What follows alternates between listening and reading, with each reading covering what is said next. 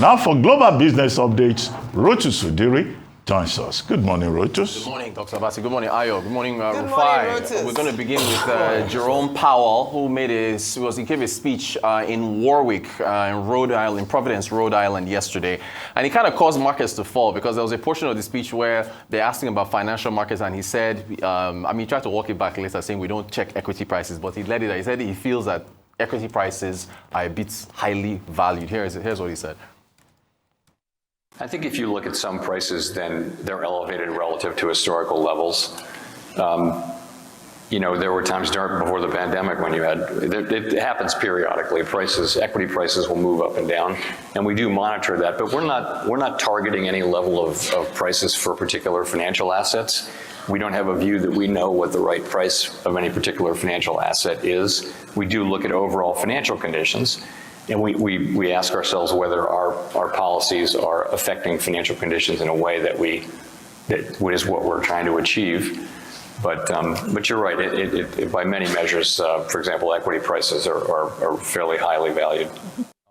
All right, and I remember you had a great interview with Ayo Teriba yesterday. I remember Rufai was saying, "Oh, there's a disconnect. Why is it that he was talking about how the markets are up, and yet you guys are your man and woman on the streets? I mean, it's the same thing there, right? In the U.S., the equity markets keep hitting highs after highs after highs, but yet Powell acknowledged that people at the bottom of the income rung are struggling. Those two things can exist at the same time. So the markets fell yesterday.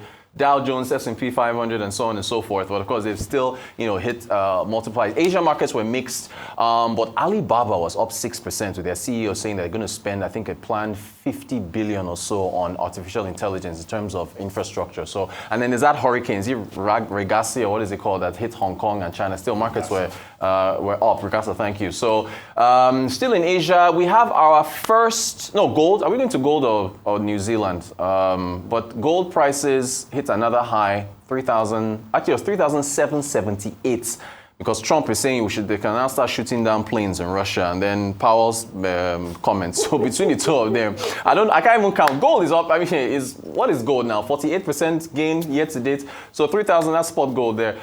Futures are like 3,008 for delivery in December. New Zealand. This is my favorite story of the day. New Zealand has a new central bank governor, Dr. Anna Breman. She is Swedish. She's from Sweden.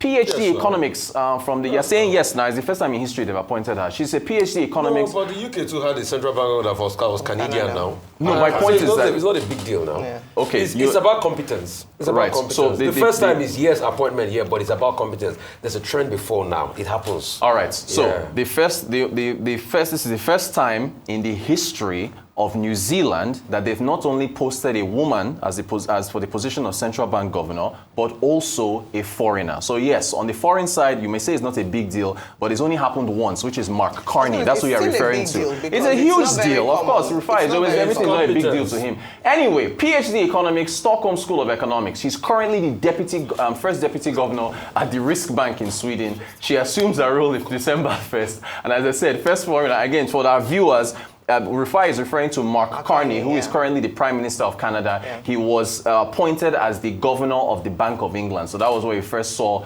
that they went through 300. There's a whole lot of issues going on in New Zealand. I won't even get to it. But her first meeting is in February of next year. There'll be 2 other meetings before then.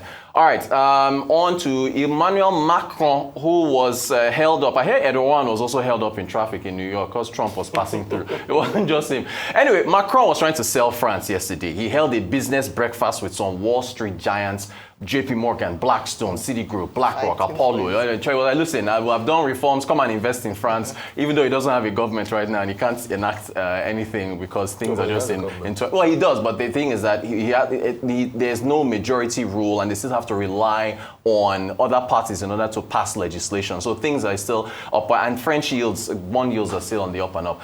I think we round off with GT. Let's get to Nigeria now. Listen, GT.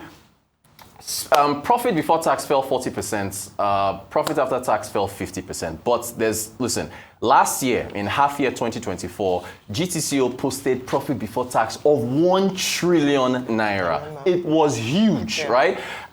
To replicate that, I mean, there was some foreign exchange earnings gains there based on naira repricing from 2023 to 2024.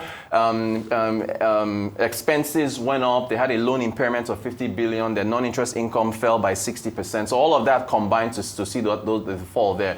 They still declared a 1 naira dividend. The stock is still up about, 52, 53%.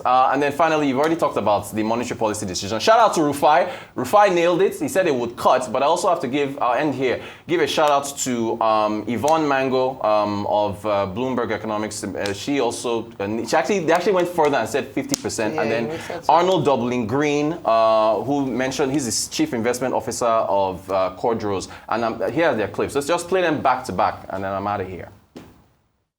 50 basis points now, and then 100 towards the end of the year, and then we have a full. And I'll tell you why. From 27.5% to 27%. That's aggressive. I'll tell you why. I'll tell you why. So I've been. Wow. Are you saying this? Are you looking at Cardoso? Like, are you? I'm telling you, to take it 50 basis points next week. Okay, we're expecting Nigeria to start cutting rates from tomorrow. We are projecting a 50 basis points cut to 27%. Let me also put a spanner in your argument. Nigeria actually had a central bank governor that was British, Roy Pentel Fenton, served from 1958 to 1963. That's pre-independence. No, 1963 is after independence. He started 1954. That's it. All right. Thank you, Google. Push down. See you guys. Yeah. No, CBN website is out there. CBN website. So it's not a novelty. Anyway, we had a British CBN governor. Excellent. Excellent. Gold is doing well because it's a safe haven yes. where you can hold your assets when Powell says inflation, unemployment, and no risk of path to rate cutting. Anyway, thank you very much. Thank you.